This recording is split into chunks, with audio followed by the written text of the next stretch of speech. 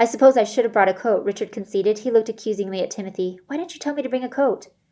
What I told you was to buy your clothes at the depot. I didn't have time to drive all the way out there, Richard said. And besides, the man at Rignow's told me that these things were as authentic as you could get. I laughed before I could stop myself. Rignow's? You bought those at Rignow's? I thought there was something green about your clothes. What does that mean? He demanded, looking at his sleeves. Your collar's too wide, I said, pointing, and your shirt is too white, and I squinted my eyes to get a better look. I think your buttons are plastic. They're not plastic, he said, they're bone. Timothy leaned over to look at the buttons. Plastic. The clerk swore to me that they were authentic bone, Richard said. He looked at me. I know they're not plastic. Now, maybe my shirt is too white right now, but I'm sure after a day or two it will be as yellow as Timothy's. I suppose so, I said, but then there's your hair. What's wrong with my hair? He demanded. It's just so pretty, I answered. Then, because Richard showed signs of sulking, I quickly amended myself by saying, What I mean to say is that for Ottleton it's perfect, better than perfect, really. Any man would be jealous of it. But out here you sort of stand out. Timothy, on the other hand, never cares what his hair looks like. He fits right in with the mountain gentry. I looked to see if Timothy was smiling at my joke, but he was looking the other way. I wasn't sure that he was even listening. I chewed on my lip. Why couldn't I make Timothy laugh any more? Richard, however, was smirking. I felt a sense of triumph. My inborn charm was working, with predictable results, and it was entirely self-serving. Truth be told, I really was starting to feel frightened and needed conversation. Richard, now that he was melting under my influence, was happy as a clam to talk to me about himself. So I led him on with a silken string until I knew the names of everyone in his family, where he had gone to high school, his pet preference, a small dog, and even the brand of his shampoo. I learned that he was born and raised in Ottleton, but had done his share of traveling in the East. Only like myself, he had always traveled by ship before. He admitted that he had never actually been 20 miles out of Michaelton, which meant that he had only spent time in the tourist traps along the coast. By now we had both fallen behind Timothy. You know, I really thought I knew Timothy, Richard said, nodding ahead. He's always been so predictable. That was why I was surprised that he brought you along. Yes, I said, lowering my voice. He was like that growing up, too. Even when we were children, he would never let us deviate from our plans, even if something more exciting came along. Even more quietly, I said, I think that was why my mother never minded me running around with him and his brothers.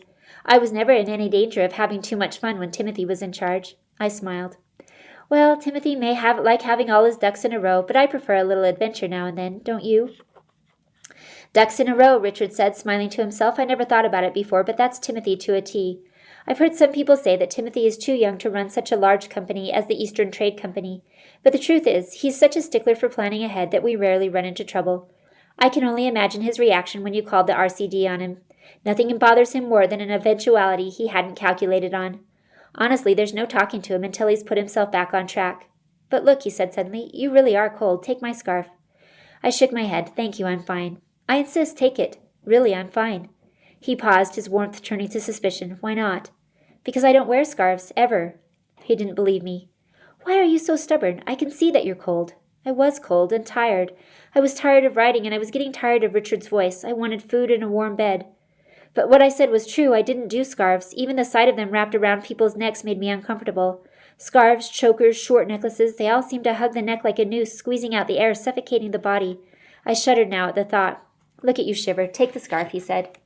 Timothy's voice, mute until now, broke out. She said she doesn't want it. It was the same voice he used on his brothers when they were bickering at home.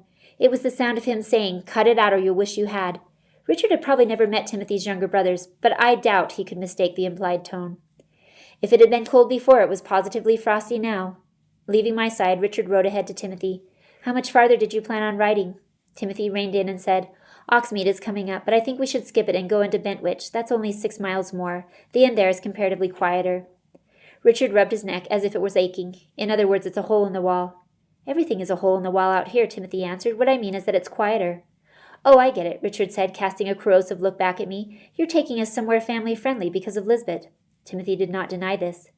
Wonderful, Richard said with a loud sigh. 6 whole miles more. I was inclined to agree with Richard, except for the part of blaming me. Timothy, I don't mind if we stop in Oxmead. After all, it's getting late and— Timothy cut me off. Have you ever been there before? No. Then I will thank you to let me decide in this matter. But I won't tell anyone if it's not the most proper place in the world. After all, a bed was a bed, especially at this time of night. I added magnanimously, You have my word. In 2 weeks you can stay at any inn you like, but until then I'll be mason-waxed before I let any betrothed of mine step foot in an inn like that. He kicked the side of his horse. Oh, now the contract means something too. I might have saved my breath because he was already down the road. If they were men hiding in the bushes, they did not reveal themselves. By the time we finally arrived in Bentwich, I was too tired and hungry to care one way or the other. If a robber had showed up, I would have merely tossed him my garnet ring and wished him a good night, so long as he allowed me to finish my journey to the inn. Bentwich was nothing more than a little hamlet of cottages, none of which had lights on, except for the inn itself. Although I'm not sure I would have known that it was an inn if Timothy hadn't been with us. There was no sign above the door, not even a guild symbol, but as we trotted toward the door, a young man appeared out of the shadows and took our horses.